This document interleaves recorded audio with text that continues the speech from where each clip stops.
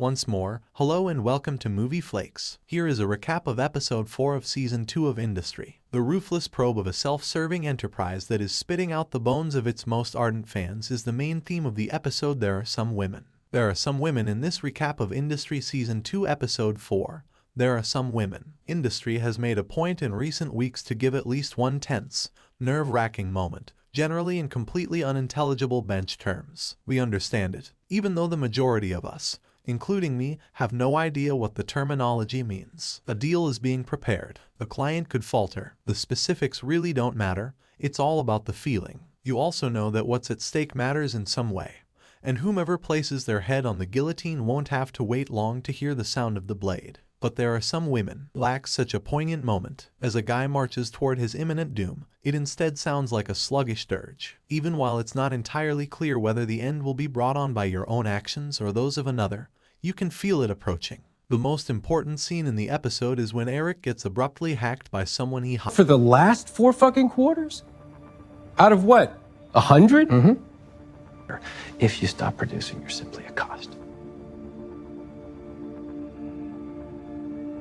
Have it devour you. Although I wouldn't argue that this episode is attempting to make us feel sorry for Eric. It does want us to get why he had to calcify his emotions in order to protect himself. Even his closest mentors treated him in a racist manner. But he got what he needed from them, watched them to learn, and then took after them. He's figured out how to handle it. Therefore, he is not likely to be shocked when the people he has trained begin tightening the hangman's rope. But it continues to burn. How can a person referred to as the Terminator be diminished to that? The actual issue is solitude. Eric discovered how to develop calluses to cover his exposed areas of skin. However, that also meant he was cut off from his friends and family, though we have never had any reason to think he has any. It's becoming more and more obvious that the only way to survive in finance is to cut off the parts of your body you're least linked to. Just like Aaron Ralston, the climber who played James Franco in the movie 127 Hours, did when he cut off his own arm to save the rest of him. What happens when you realize the price of these sacrifices becomes a subject and there are some women? It is about the gradual understanding that if you are prepared to share this much about yourself, you will eventually have to let go of something you would prefer to keep. When Harper nonchalantly informs Robert that Nicole attacked her, there is a very empathetic moment where Robert can be seen being crushed by the abrupt understanding that he is not special or unique to her. At her feet, he had practically prostrated himself for a deal, and now he was just another advantage she could use. Robert doesn't appear to be anticipating this news, but we most likely will shortly. But Yaz also appears to be experiencing a personal crisis. Hers is not a sacrifice in the traditional sense, but rather the result of never having to make a sacrifice. Yaz, the heir of a publishing empire, never worried about money, not even at the worst and most trying period of the COVID-19 outbreak,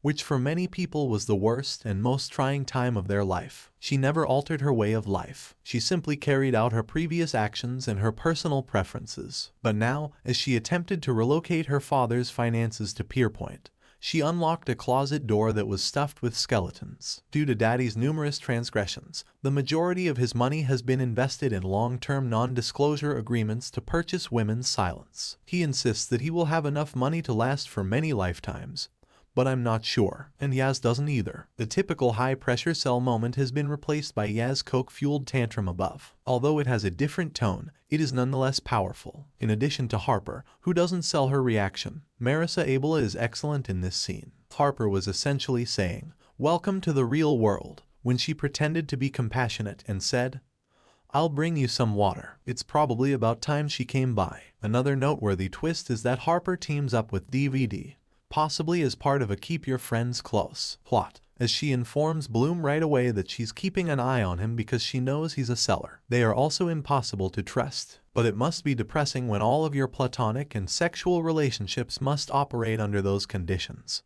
When the people you like and trust are constantly the ones who use the axe to bring you to your knees. Really, it's no surprise that these individuals use narcotics. I appreciate your attention. Don't forget to subscribe, like, and leave comments on more videos. Comment.